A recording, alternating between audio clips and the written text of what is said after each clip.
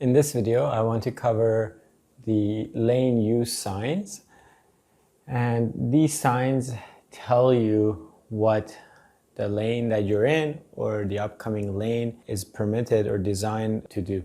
So I find very often with students, we're driving down a road and they'll find themselves in a left turn lane, or they'll find themselves in a right turn lane. They're not quite sure how they got there.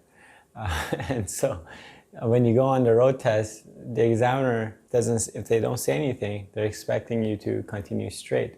So, and we've talked about this in another video, but I want to show you different examples so you can see how often these signs come up. So it's not like you read something in the book and you're like, great, I'll know it when I see it. But it's not as simple. It is simple, but you got to look further down the road is the whole point of this video. So we're driving down this road. And you got to think about a couple of things. See, this is a really wide single lane road. Why do I call it single lane road? I mean, there's no dotted white line here on the ground telling me that there's two lanes here, right? So how I position my vehicle, I'm closer to this center divide line, right?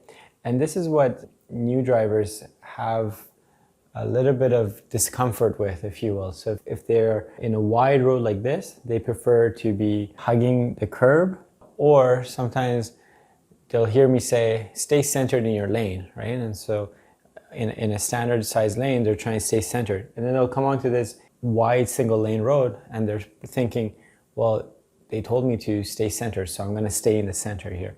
But that's not quite what you should be doing, right? This is when the road is wide like this, as it gets wider and wider, if it's still no lane markings, I need to position myself in such a way that I'm treating the right side of the road as if it's a parking lane or as if it's a bike lane. So you can see, same idea here with the oncoming traffic. They don't have a whole lot of parked cars here, but they do have one. And how they position themselves closer to that center divide line. And so we are passing each other closely, but it's no closer than it would ever normally be, right? If let's say there's two lanes of traffic here, two lanes of traffic there, and I was in the leftmost lane and he was in his leftmost lane, we would still pass by more or less the same distance. So it doesn't make any difference. Now, why am I talking about this? The reason I'm talking about this is because I am positioned in this part of the road, and just because I'm here doesn't mean later on, this is the lane or this is the position that will keep me going straight. And as I'm approaching this intersection, we can see we've got these lane use signs coming up. I can see that this one's telling me this upcoming lane, because it's splitting into two now, right? Remember, this was a wide lane. Up until this point, it was a single lane road.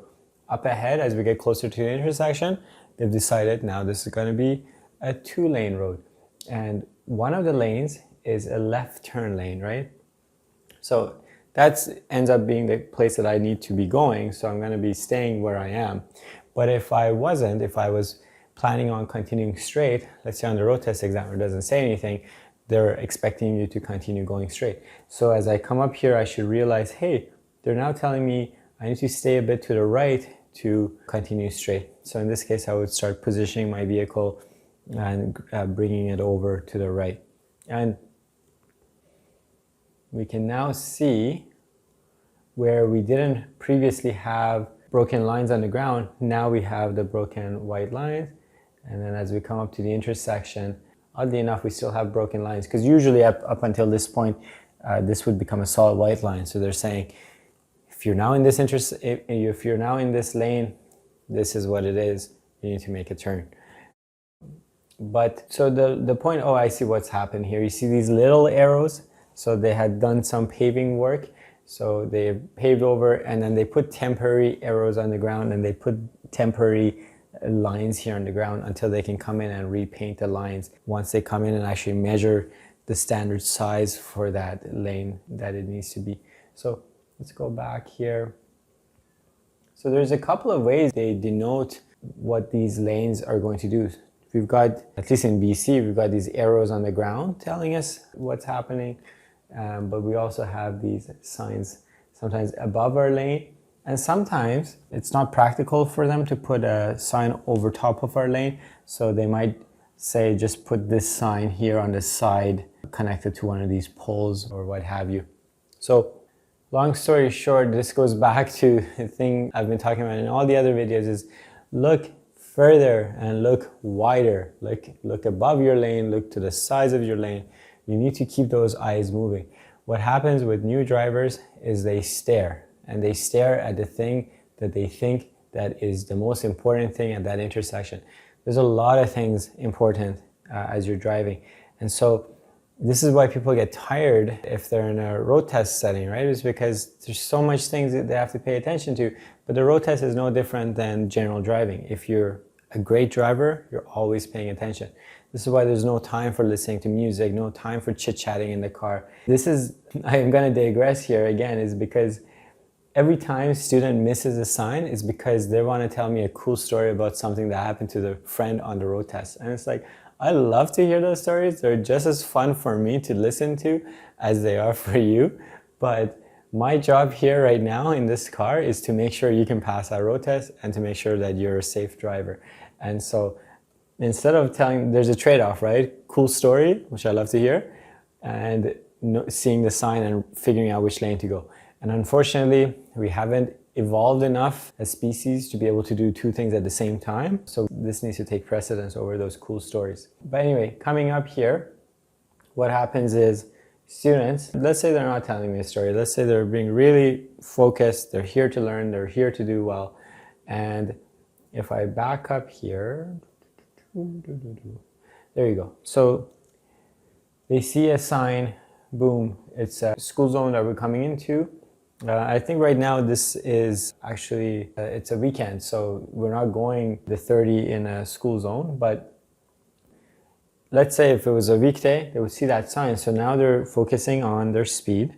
They're focusing on where is the end of that school zone sign, right? And they see it coming up here. So they're paying attention. They don't want to speed in between that stretch, right? So they're focusing on their speedometer. They're looking ahead to see where that sign is, and something gets dropped. What gets dropped? The turn lane signs get dropped.